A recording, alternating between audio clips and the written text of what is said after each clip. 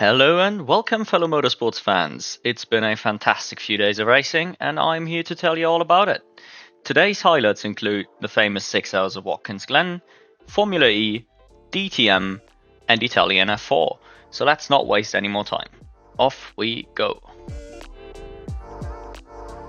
IMSA's third big endurance race of the year happened on Sunday, and boy did it deliver. The 6 hours of Watkins Glen rarely disappoint, with exciting battles taking place throughout the entire race duration and across all 5 classes. GTP saw a very high rate of attrition, with only 4 cars left on the lead lap to fight it out for the win. Championship leading Penske Porsche 6 started from pole following the lack of a quali session due to weather and crashes. They kept it in contention for the win throughout the day, and Mathieu Gemini eventually pulled off the move for the lead with only 6 minutes to go, masterfully using traffic to maneuver past Connor De Phillippi's number 25 BMW. As it turns out, crossing the line first does not necessarily mean you won the motor race.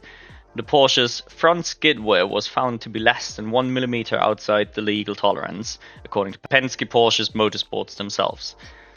At the time of making this video, the Connor De Phillippi and Nick Yellowly driven 25 BMW is considered the official winner, although Penske Porsche is protesting the decision, so the result might not be final after all. The other well-running cars were the 60 MSR Acura and the 31 Action Express Caddy. The 01 Caddy got knocked off the lead lap when Baudet lost it an hour in, an incident which also impacted the still successful 25 Beamer. The 7 Porsche was dueling its sister car at times before going to the garage for a prolonged period of time with electronics issues. The second BMW, number 24, was the first casualty of the race as Farfus lost the rear in turn 1 of the race. LMP2 also suffered from some key casualties in the 9-car grid, with Sully Oloch notably outbraking himself into the rear of the Ben Keating-driven 25 Oreca, an incident which not only ruined his own Tower Motorsports number 8 Oreca, but crucially fully wrecked the TDS number 11, as Stephen Thomas had nowhere to go to dodge the incident other than the closest wall.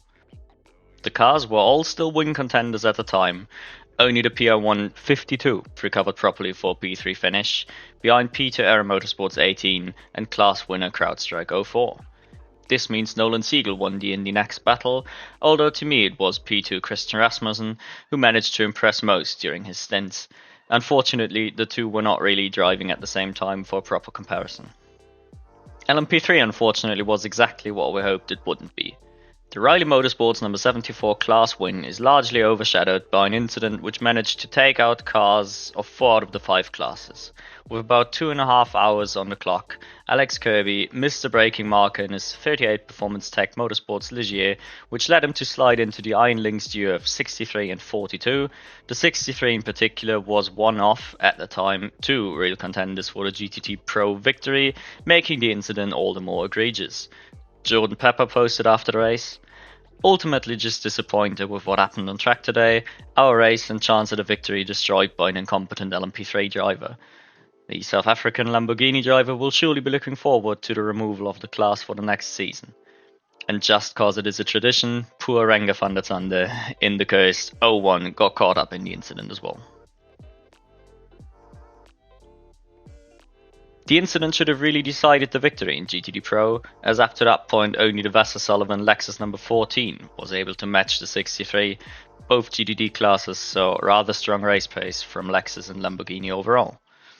A few full course yellows and a drive-through penalty suddenly saw Garcia in the number 3 Corvette in the lead though, providing an entertaining battle for large chunks of the final hour. It is well deserved though, and Jack Hawksworth eventually found a daring opportunity for a race-winning move, retaking the lead and securing the win for himself, teammate Ben Barnicoat and Vasser Sullivan. Risi Competizione Ferrari 62 had a horrible start to the day, but slowly made their way up the pack, and Sarah eventually also brought it home ahead of Garcia in P2. My anticipated duel between the two GTD Pro Ferraris turned out incredibly one-sided, with the A of course the 61 nowhere to be seen for most of the race. Vasser Sullivan completes the unthinkable, as the GTD entry number 12 takes a dominant victory to give Lexus the double. The GTD story of the race, though, was defending champions Paul Miller Racing's BMW number 1's comeback after the mechanical problems dropped them to the back. Said comeback was made possible by the obviously required perfect strategy and mega drives from Brian Sellers and Madison Snow to charge through the pack, never allowing themselves to be stuck in traffic. Wright Motorsports Porsche 16 completes the podium. Fan favourite Iron Dames 83 was in contention for the win. Dorian Plant successfully overcut the car into the lead, which Michel Gatting held on to for a while, but the car ultimately dropped to P5 in the end.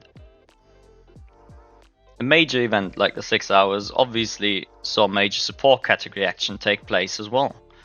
The GS class of the Michelin Pilot Challenge was dominated by Turner Motorsports and their BMWs, as they take a 1-2 finish with the 96 ahead of the 95.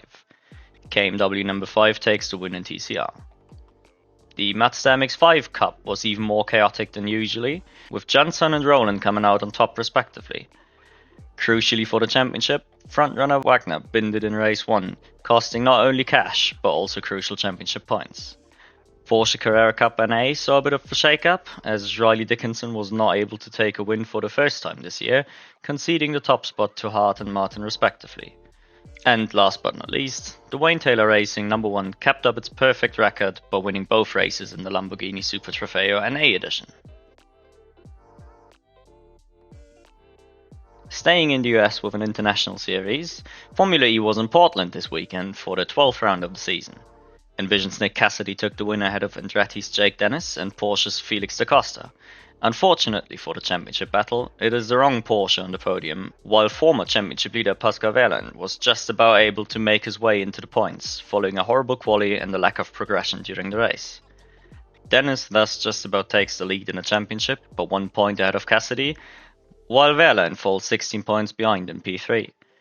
Equally important, a somewhat unexpected late charge by Sebastian Buemi all the way to P5 results in a big point swing in Envision's favour in the team championship, now only 6 points behind Porsche.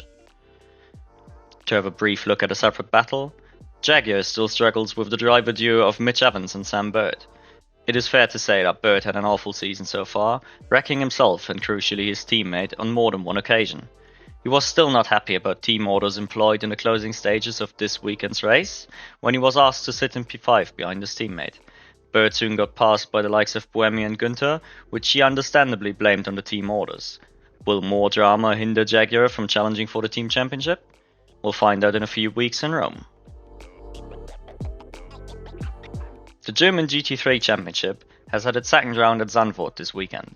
It was an eventful race weekend, which saw 2 new race winners, as well as the comeback of Mercedes and BMW following their rather poor performance during the first round last month. Maro Engel in his Manfilter AMG dominated the first race ahead of defending champion Sheldon van der Linde and Frank Pereira. Engel still at podium pace in the second race, although a bad pit stop timing cost him multiple positions for an eventual P5 finish. Ricardo Feller led the second race lights to flag in his Abt Audi, while Mentor Porsche driver Thomas Preining continued to establish himself as best Porsche on the grid. He dragged his 91 Grello liveried machine to the points in race 1 as the only Porsche to do so, and even took P2 in the second race despite TC failure halfway through. This allowed the Austrian to take the championship lead ahead of Pereira and Feller. On the flip side, Talksport WRT had a horrible weekend following their fantastic opener last time out. Tim Heinemann failing to score altogether, while Christian Engelhardt got a best finish of 12th for a grand total of 4 points. Both Porsche Carrera Cup Germany and Benelux had a race weekend at Zandvoort as well. Porsche Cup superstar and local driver Larry Tenforde takes both victories ahead of Bastian Boos, although a red flag followed by a full reset did help him out in race 1, as Boos took the lead at the original race start. This extends his championship lead quite considerably en route to his third title. Local youngster Robert De Haan did manage to impress during his double-duty weekend, claiming the rookie win in both Carrera Cup Germany races and even taking a podium ahead of teammate and vastly experienced Harry King in race 2. He also managed to secure a race win in Carrera Cup Benelux. Theo Overhaus still leads the rookie standings, but race 1 did hurt in particular, as he was penalised for kicking off the red flag causing incident. His main competitor thus far, Aussie Harry Jones, was not quite able to capitalise as much as he could have though, as an unforced error also cost him valuable points in race 1. A F1 Academy also took place in the Netherlands, and local team MP Motorsports had a fantastic time as Hamda Al-Kubaisi managed to secure 2 wins and a massive 56 points, bringing her right back to the championship leader Marta Garcia in the standings. Staying over in the world of feeder series, Italian F4 took place around Monza this weekend. Red Bull junior Arvid Lindblad managed to secure the first hat-trick of the season in the championship in his Prema for a massive 75 points. It has to be noted though that main rival Yugo Yugachukwu did cross the line in first in the opening race, but a post-race penalty dropped him out of the points. Fellow rookies Taponen, Lacorte and Aldeheri all struggled to find good results, although the aforementioned penalty at least allowed Ferrari junior Taponen onto the podium once. The best of the rest battle between Van Amersfoort Racing and US Racing was fierce, with Badoer having the best average performance, but an unfortunate engine failure cost him big time in race 3. Van Amersfoort Racing teammate Dominguez had a tough weekend and did not quite have the expected impact. Over in the US Racing camp, Stuka proved to be the biggest threat yet again, but this time with teammate Bora instead of David up there with him. And now for our Around the World quickfire segment of the show. British F4's 4th round at Silverstone saw 3 different winners, with Irfan and Pizik winning race 1 and 3, while Noah Lyle secured the reverse grid race 2. Rookie McIntyre was the most consistent threat though, taking home a massive 64 points to increase his championship lead. Theo Finel continued his good performance from last time out in Spanish F4, taking home back-to-back wins in the first 2 races, while still completing the podium behind Valerio Rinicella and Noah Stromstad in race 3. Red Bull Junior Delaney had pace, good enough for P2 in the second race, but suffered with 2 retirements in the other races.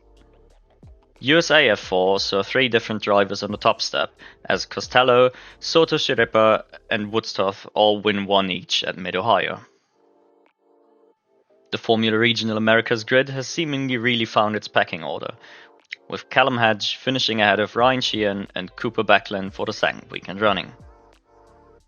And last but not least, MotoGP at its final round before the summer break at the magnificent TT Circuit Essen. To no one's surprise, Ducati continues to be the bike to beat as Pecco Bagnaia and Marco Bezzecchi go fighting for the win in both Sprint and Grand Prix, with the championship leading factory rider taking home the more important GP victory. Brad Binder crossed the line in third for KTM, but got dropped a position post-race to finally allow Ellis Espargaro to step onto the podium for the first time this season. The race saw massive attrition all around, with only 14 riders actually finishing the race. Among the retirees was Fabio Quartararo, losing his Yamaha in the GP after a brilliant podium-scoring drive in the sprint race. As always, a tricky choice to make, in particular considering the amount of dominant feeder series performances. I decided to go with Porsche driver Thomas Preining, as his performance compared to other fantastic Porsche factory drivers during the DTM weekend was really outstanding to me. Who was your driver of the week? Let me know down in the comments. Next week we'll see yet another ton of racing, with the 24 Hours of Spa as the massive highlight event, as well as Formula 1 with its full support category lineup at the Red Bull Ring, and the hugely anticipated next round of the Alex Palou show over in IndyCar. I'm already looking forward to telling you all about it next week. Until then, take care, and remember, racing is more than just F1.